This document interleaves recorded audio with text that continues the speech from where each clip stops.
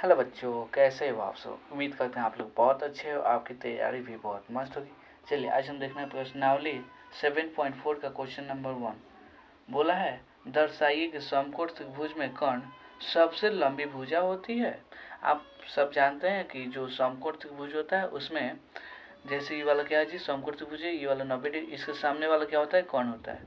वो सबसे बड़ा भुजा होता है, ये सबको मालूम है, लेकिन कैसे होता है यही हमको क्या करना है जी, सिद्ध करना है। चलिए कॉपी पे चलते हैं। सबसे पहले हमको मानना पड़ेगा कि ए बी सी ये क्या है जी, त्रिभुज है। तो इसमें हल करते हैं हल। सबसे पहले क्या करेंगे जी, मान लेते हैं कि माना कि एक त्रिभुज ए बी सी है। क्या है जी, एक त्रिभुज ए बी सी है, ठीक है, जिसमें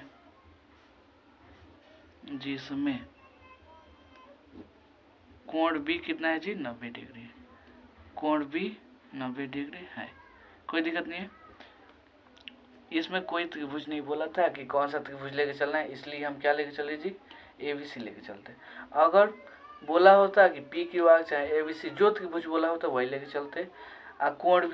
कोण बी की जगह पे योग, अगर ए यहाँ पे होता तो ए क्या हो जाता है, 90 डिग्री हो जाता।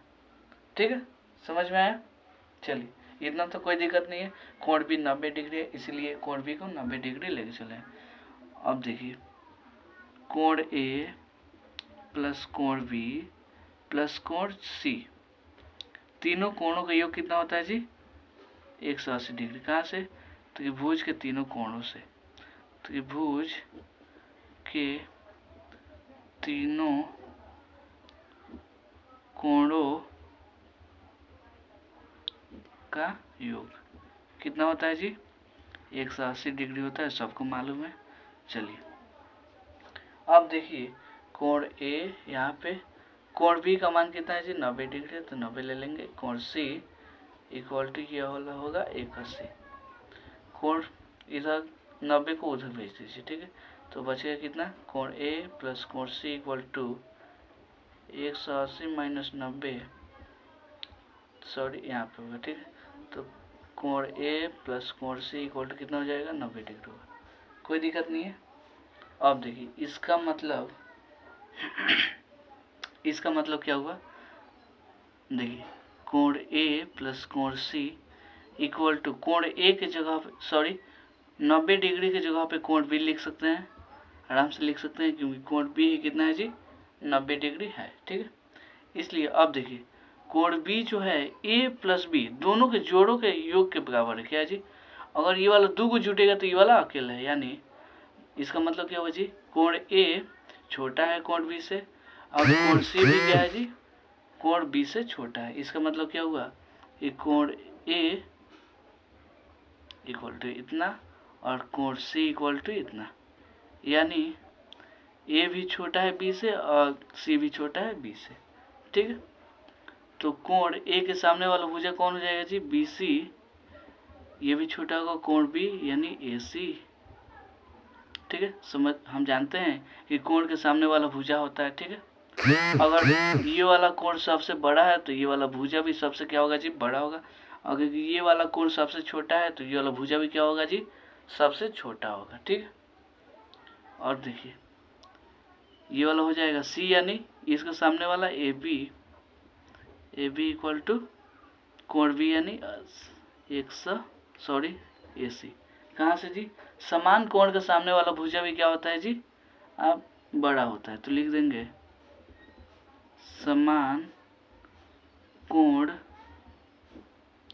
के सामने वाला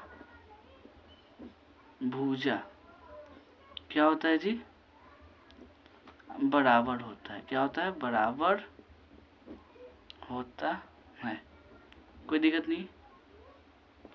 चलिए यहाँ तो कोई प्रॉब्लम नहीं है। अब देखिए हमको यही सिद्ध करना था ना जी, सिद्ध करना है क्या कि ए सी यानी कर्ण क्या है जी, BC यानी BC से भी बड़ा है AC और AB से भी बड़ा है जी, AB से भी बड़ा है AC। इसका मतलब क्या हुआ? अतः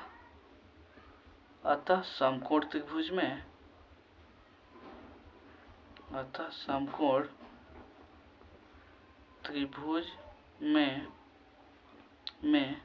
जो कर्ण होता है क्या होता है जी? सबसे बड़ी लंबी भुजा होती है। तो लिख देंगे समकोण त्रिभुज में कर्ण सबसे लंबी भुजा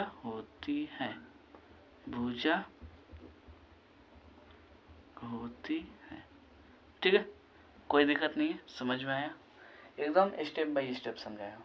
उम्मीद करता हूँ ये वाला क्वेश्चन आपको समझ में आया होगा।